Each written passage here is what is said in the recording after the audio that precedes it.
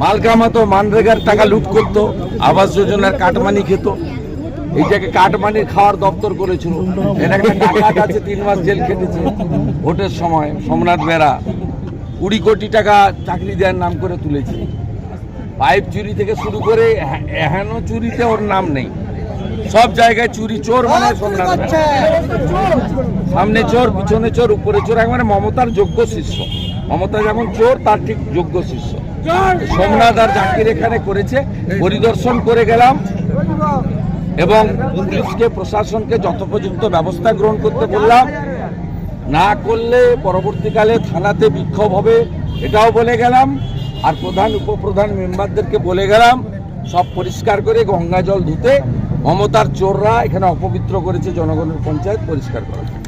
প্রধানমন্ত্রীকে যেভাবে ব্যবস্থা না দিলেও তো ব্যবস্থা নেওয়ার জায়গা আছে, তাড়াহুড়া করছেন কেন?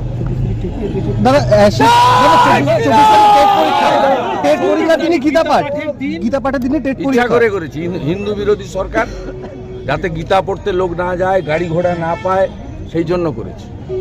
এ সরকার কমপ্লিটলি হিন্দু বিরোধী সরকার, তোষণের রাজনীতি করে, ভোট ব্যাংকের রাজনীতি, ভোট ব্যাংকের জন্য।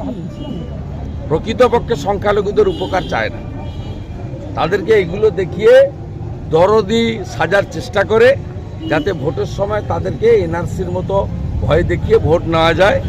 এটাই হচ্ছে আসল কারণ। হুগলিতে আজকে ফের কেন্দ্রীয় প্রতিনিধি দল আবাস যোজনা সহ একগুচ্ছ তারা চোর ধরো, জেল ভরো।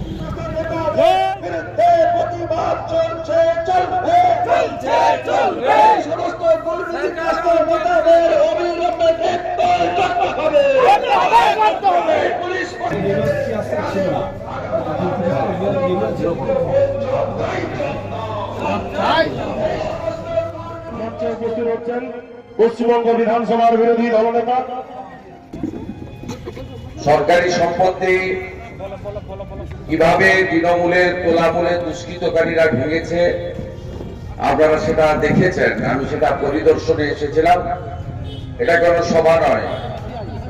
আমি শুধু তমলুক থানাকে বলছি 3 দিনের মধ্যে সোমনাথ আর এই জাকিরকে যদি ব্যবস্থা না নেন, থানার সামনে বিক্ষোভ হবে, এই গুন্ডাদের কি করে জব্দ করতে হয়, সোজা করতে হয় আমি জানি। আপনারা ভোট দিয়ে চোরদেরকে তাড়িয়েছেন পঞ্চায়েতে। সোমনাথ একটা ডাকাত, অন্তত 20 কোটি টাকা চাকরি দেওয়ার নাম করে তুলেছে।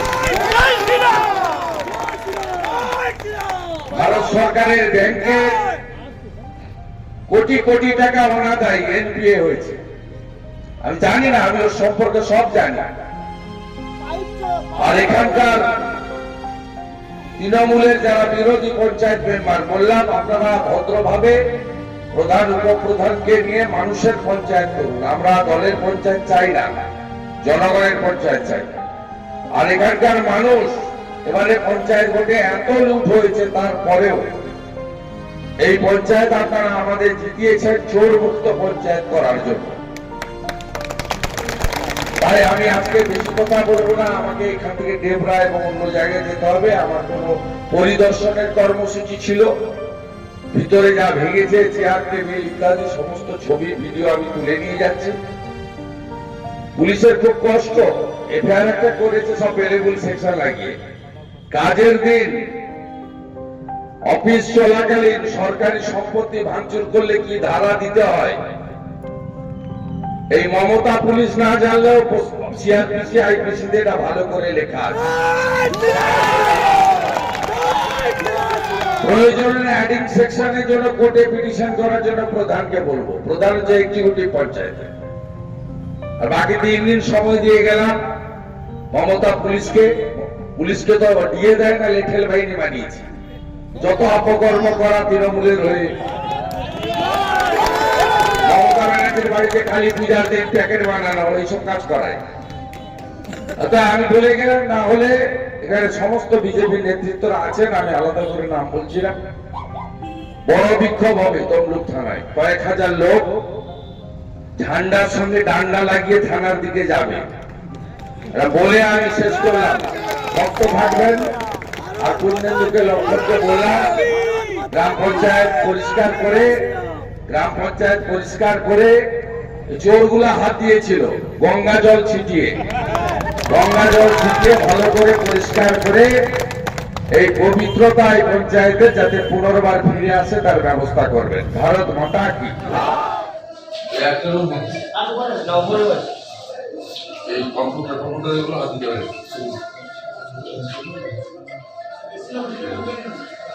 ছবি তুলে যে সব কমপ্লেনে লিখেছে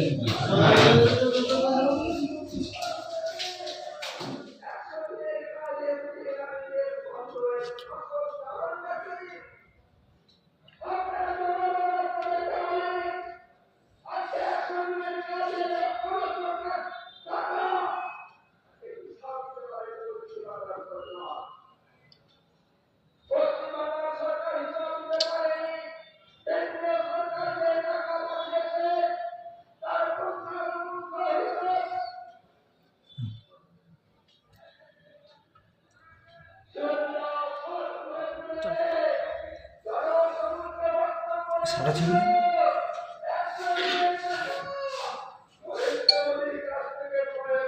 তোমার এটা বন্ধ করো ফ্ল্যাশটা।